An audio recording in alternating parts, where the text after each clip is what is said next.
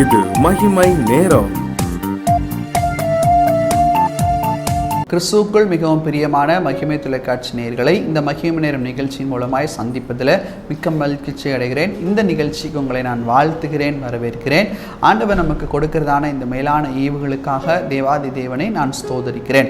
ஆம் பிரியமானவர்களே, இந்த வாரத்திலும் கூட பொறாமையை குறித்து கர்த்தர் நம்மோடு கூட தெளிவாக பேசி கொண்டிருக்கிறார். வேதாகமத்திலே யார் யார் பொறாமை கொண்டார்கள், அதன் மூலமாய் வந்த விளைவுகள் என்ன, இந்த பொறாமையின் ஆவியானது எப்படி கிரியை செய்கிறது என்பதெல்லாம் குறித்து கர்த்தர் மிகவும் தெளிவாக நமக்கு பேசுவதை நாம் பார்க்க முடிகிறது. அந்த பிரகாரமாக இன்றைக்கும் கூட ஒரு சம்பவத்தை வேதாகமத்தின் அடிப்படையில் உங்களுக்கு நான் தியானிக்கிறேன். அப்போஸ்தலர் நடபடிகள் 5வது அதிகாரம் 17வது வசனம் சொல்கிறது, அப்பொழுது பிரதான ஆசாரியனும் அவனோடு கூட இருந்த சதுசேயர் அனைவரும் எழும்பி பொறாமையினால் நிறைந்தார்கள். பிரியமானவர்களே, இன்னைக்கு இந்த அப்போஸ்தலர்கள் அநேக காரியங்களை நடப்பித்தார்கள். இந்த அப்போஸ்தலர்கள் நடப்பித்த காரியங்களுக்கு விரோதமாக பிரதான ஆசாரியரும், அதாவது வேதாகமத்தை அறிந்து வேதாகமத்தை போதிக்கிறதான பிரதான ஆசாரியர்களும் சதுசேயர்களும் எழும்பி அவர்கள் பொறாமையினால் நிறைந்தார்கள் என்று சொல்லி வேதவசனம் கற்றுக் கொடுக்கிறது. இப்போ இன்னைக்கு நம்முடைய வாழ்க்கையிலும் கூட இந்த சம்பவத்தில் இது 2 காரியத்தை நம்ம புரிந்து கொள்ளணும். நமக்கு விரோதமாகவும் பொறாமையினால் எழும்புவார்கள். ஆண்டவருக்குள்ளாக நம்ம கட்டப்படும் போது, ஆண்டவருக்குள்ளாக நம்ம பலப்படும் போது, ஆண்டவருக்குள்ளாக அநேக காரியங்களை நம்ம நடப்பிக்கும் போது, ஆசீர்வதிக்கப்படும் போது பொறாமையின் ஆவி அநேகருக்குள்ளாக கிரியை செய்யும். ஒருவேளை நீங்கள் வேலை பார்க்கிற பணிஸ்தலத்தில் இருக்கலாம், இல்லை உங்கள் வீடுகளில் இருக்கலாம், உங்கள் பக்கத்தில் இருக்கலாம், இல்லை யார் மூலமா என்று சொல்லி அல்ல. ஆனால் அதற்காக நீங்கள் அவர்களை என்ன செய்யக்கூடாது, வெறுத்து விடக்கூடாது. அது ஒரு ஆவி. அந்த பொறாமையின் ஆவியானது உங்களுக்கு விரோதமாய் செயல்படும்படியாக அவர்களுக்குள்ளாக கிரியை செய்கிறது. பிரியமானவர்களே, இந்த அப்போஸ்தலர்களுக்கு விரோதமாய் பிரதான ஆசாரியனிடத்திலே கிரியை செய்தது இந்த ஆவி. இதை நாம மறந்து போகக்கூடாது. அப்போ இந்த பொறாமையின் ஆவி நமக்குள்ளாக இருக்கக்கூடாது. நமக்கு விரோதமாய் இந்த பொறாமையின் ஆவி கிரியை செய்யும் போது நாம் எச்சரிப்போடு இருக்க வேண்டும். இதை தான் இந்த காரியங்களை நாம் கற்றுக்கொள்கிறோம். நாம் எச்சரிப்போடு கூட இருக்க வேண்டும். நமக்குள்ளாகவும் இந்த ஆவி கிரியை செய்யக்கூடாது என்பதை கூட நாம் புரிந்து கொள்ள வேண்டும். பிரியமானவர்களே, இந்த பொறாமையின் ஆவி நிமித்தமாய் இந்த அப்போஸ்தலர்களுக்கு இந்த ஆவி என்னென்ன செய்கிறது பாருங்க. முதலாவது 18வது வசனத்தை நாம் பார்க்கும்போது, அப்போஸ்தலர்களை பிடித்து பொதுவான சிறைச்சாலையிலே வைத்தார்கள். அப்போ இந்த பொறாமையின் ஆவி மற்றவர்களை சிறைப்படுத்துகிறதாய் காணப்படுகிறது.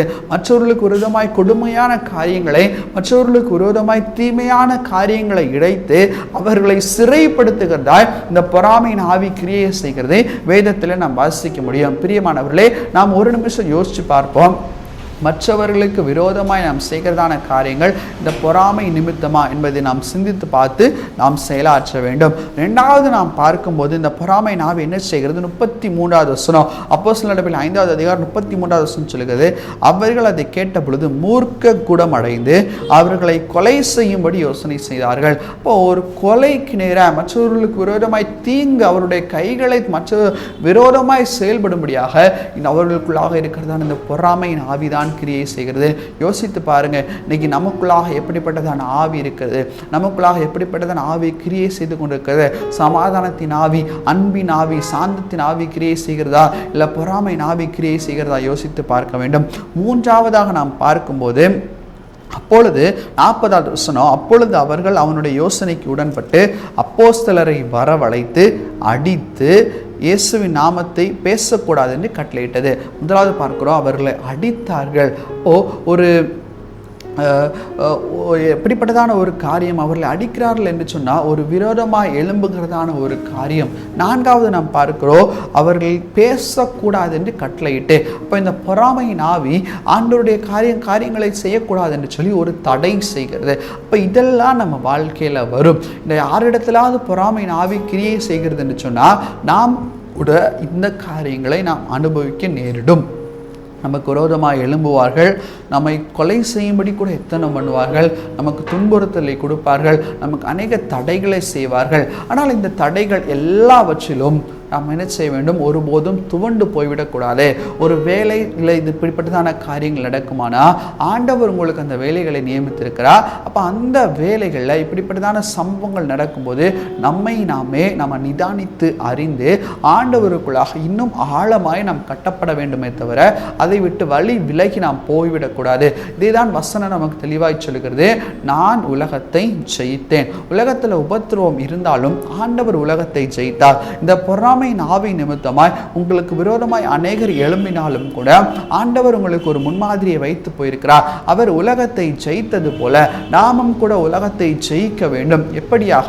வழி விலகி போகாதபடிக்கு, வழி துவண்டு போகாதபடிக்கு உலகத்தை நான் ஜெயிக்க வேண்டும் என்று சொல்லி கர்த்தர் நமக்கு சித்தமுள்ளவராயிருக்கார். பாருங்க, ஆண்டவருக்கு விரோதமாகவே இந்த பொறாமையின் ஆவி கிரியை செய்ததை வேதத்தில் நாம் வாசிக்க முடியும். மார்க் 15வது அதிகாரம் 9வது வசனம் சொல்கிறது, பொறாமையினாலே பிரதான ஆசாரியர்கள் அவரை ஒப்பு கொடுத்தார்கள் என்று சொல்லி பிலாத்து அறிந்தார். இப்போ இயேசு கிறிஸ்துவுக்கு விரோதமாக அவருடைய சிலுவையிலே அறைய வேண்டும் என்று சொல்லி ஆண்டவர் பிரதான ஆசாரியர்களும் வேத வசனத்தை பிரசங்கிக்கிறார்கள்.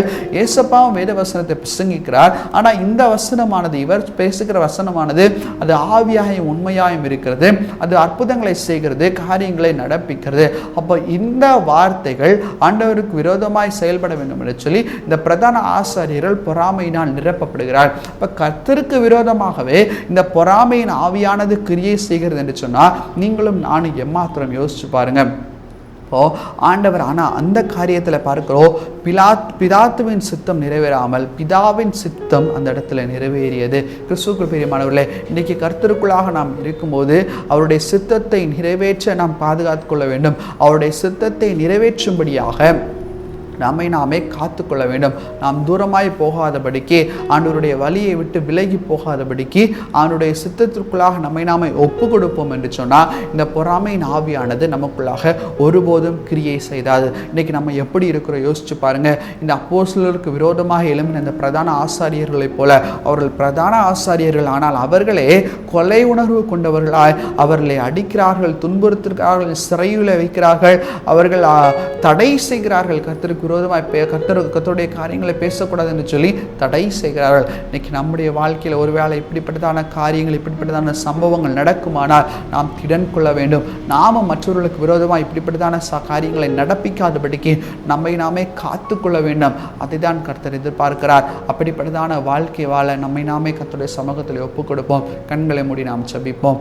எங்களை நேசிக்கிறதான நல்ல பிதாவே, உமக்கு நாங்கள் நன்றி செலுத்துகிறோம். அப்பா, இந்த நேரத்தில் நீர் எங்களோடு பேசுகிற அந்த வார்த்தைகளுக்காக உமக்கு நாங்கள் நன்றி செலுத்துகிறோம். ஆவியானவரே, நீர் எங்களோடு பேசுகிற அந்த வார்த்தைகளை கர்த்தாவே நீர் உறுதிப்படுத்துகிறீர். உமக்கு நன்றி செலுத்துகிறோம். ஆண்டவரே, இந்த பொறாமையின் ஆவி எங்களிடத்தில் செயல்படும் போது அதை நாங்கள் மேற்கொள்ளவர்களாக இருக்கணும். அப்பா, எங்களுக்கு விரோதமாய் ஒருவேளை மற்றவர்கள் பொறாமையின் ஆவியினால் நிரப்பப்படும் போது கர்த்தாவே சப்பா, அதை நாங்கள் தகப்பனை சகித்து கொண்டு அப்பா அவர்களிடத்தில் அன்பு செலுத்துறவர்களா, அதை நாங்கள் சுதாரித்து கொண்டு நடக்கிறவர்களா இருக்க நீர் எங்களுக்கு கிருபை செய்யுங்கப்பா. ஆவியானவர் நீர் அப்படி செய்கிறதற்காக உமக்கு நன்றியப்பா. நீர் பேசுகிற அந்த தெளிவான வார்த்தைகளுக்காக உமக்கு நன்றி சுவாமி. ஆண்டவரே, அந்தகார கிரியைகளை நாங்கள் எடுத்து போட்டு ஒளியின் பிள்ளைகளாக ஒளியின் இடத்துல நாங்கள் நடக்கிறவர்களாய் கர்த்தர் நீர் மாற்றும்படியாய் ஜெபிக்கிறோம் சுவாமி. அப்பா ஆண்டவரே, அப்போஸ்தலருக்கு விரோதமாய் பிரதான ஆசிரியர்கள் எழும்பினது போல எங்களுடைய எங்கள் வாழ்க்கையில் ஏதாவது காரியங்கள் நடக்குமானா அந்த நேரத்தில் இந்த சம்பவத்தை நாங்கள் எங்கள் நினைவில் வைத்து கர்த்தாவே சப்பா வாழ்க்கையில் உறுதியாய் செயல்பட, சரியான காரியங்களை சரியான முடிவு எடுக்க நீர் கிருபை செய்யும்படியாக ஜெபிக்கிறோம். அப்பா, உமக்கே துதிகன மகிமை நாங்கள் ஏறெடுக்கிறோம் சுவாமி. மீட்பராம் இயேசுவின் மூலம் ஜெபிக்கிறோம். எங்கள் ஜெபங்களும் எங்கள் நல்ல பிதாவே. ஆமென், ஆமென்.